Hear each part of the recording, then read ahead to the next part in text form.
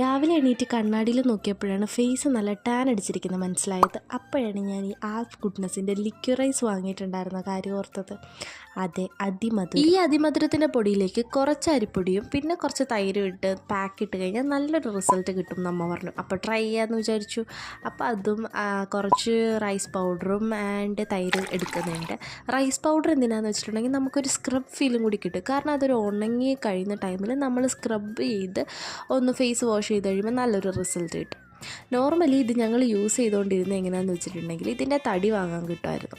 അതിൻ്റെ തടി വാങ്ങി ഉണക്കി പൊടിച്ച് ഞങ്ങളിത് തൈരിലോ പാലിലോ ഒക്കെ മിക്സ് ചെയ്ത് തേക്കാറുണ്ട്. അമ്മ എൻ്റെ കൂടെ വന്ന് തേക്കുന്നുണ്ട് കേട്ടോ. കാരണം അമ്മയാണ് ഇതെനിക്ക് പറഞ്ഞു തന്ന ഈ ടിപ്പ്.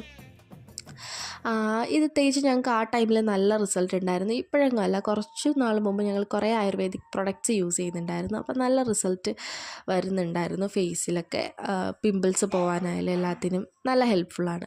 അപ്പോൾ ഏറ്റവും റിസ്കി ഫാക്ടറായിരുന്നു അത് അങ്ങനെ പൊടിച്ച് ചെയ്യുന്നത്. ഇതിപ്പോൾ നല്ല ഈസി വേയിൽ നമുക്ക് കിട്ടുമ്പം അത് വാങ്ങി ട്രൈ ചെയ്ത് നോക്കി. എന്തായാലും എനിക്കിഷ്ടമായി. ജസ്റ്റ് നിങ്ങളും കൂടി ട്രൈ ചെയ്ത് നോക്കുക.